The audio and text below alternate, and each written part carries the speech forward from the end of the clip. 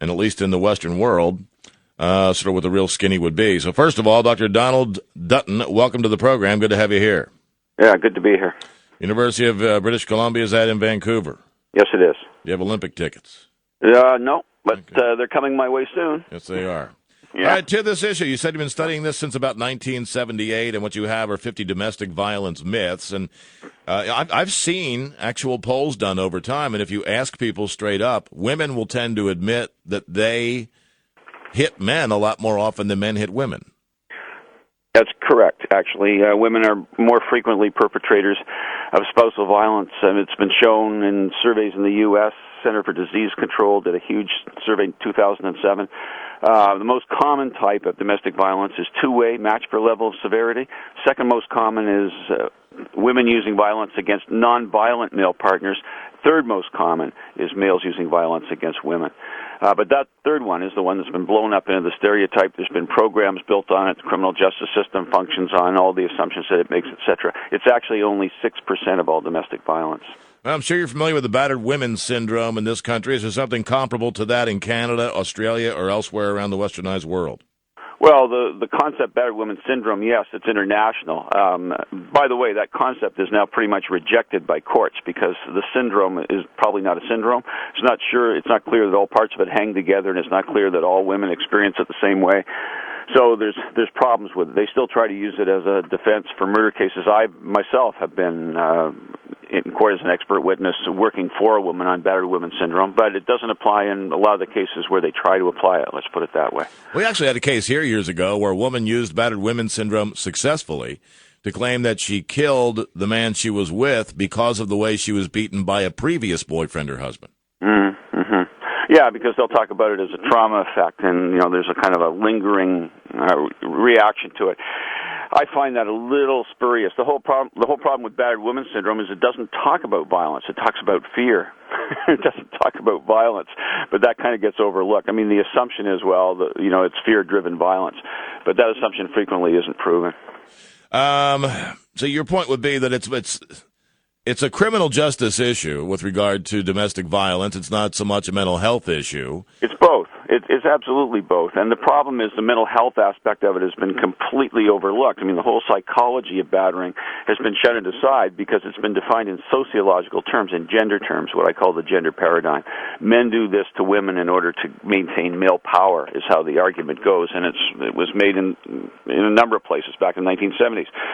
That's the premise, and so from that it follows that all men are either batterers or prospective batterers, and women are the innocent victims all the time. The data don't say that. The data say that women use violence. You can look at developmental trajectories for violence in women. They develop it when they get in their teens. There's part of them that begins to act that way. You can trace them up into adulthood, and see the women who use violence in intimate relationships are ones who had some preliminary indications they were going to be violent.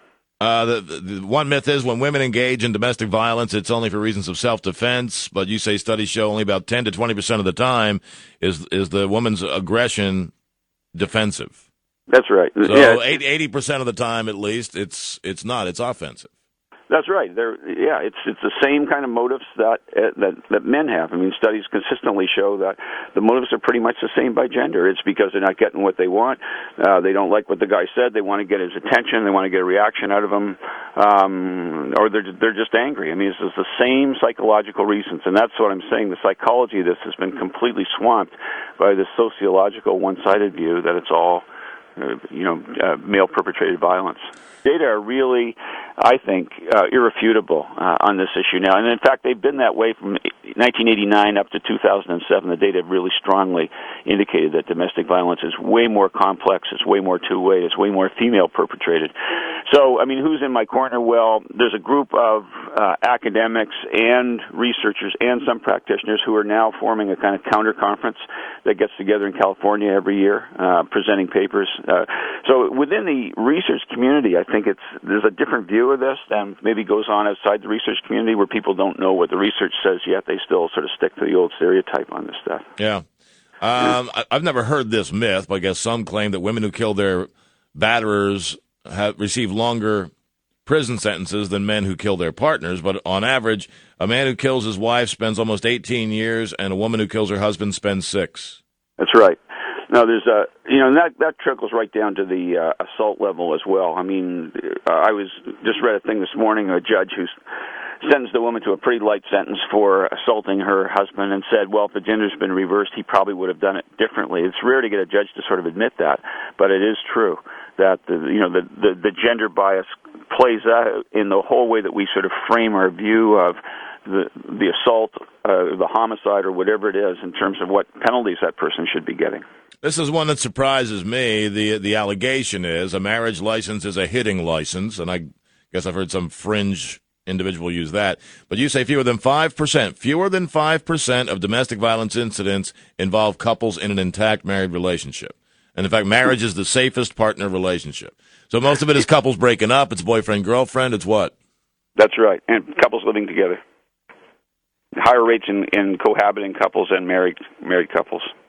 Apparently, significantly, if only 5% of it involves a stable married relationship. Yeah, this is the battered wife stereotype again. I'm saying it's really only 5% of all domestic violence that fits that particular format, but that's the one we all think of automatically because we've been brainwashed to think that way. Well, so I mean, do you sit down? Do you ever debate a feminist on this or debate? Yeah, I just got through, in the last sort of 3 years, first of all, there were 3 sort of academic debates where the data, I was presenting the data on one hand, the other people were presenting the data on the other hand, and those were pretty clear. And then recently, there was a broader readership. There's a thing called Fathers and Families, and they sort of asked me to come on and write a debate. This is a sort of a cyber magazine with Evan Stark, who's a kind of convinced feminist gender advocate person in New Jersey. So we did it back and forth again. So, yeah, I mean, I do these things literally all the time. And, I mean, to me, if you look at the data carefully, there's just no debate. I mean, there's just no case that can be made. And I haven't heard one made. And if I heard one made, I'd probably change my mind because I've changed my mind 3 or 4 times in terms of thinking about this problem.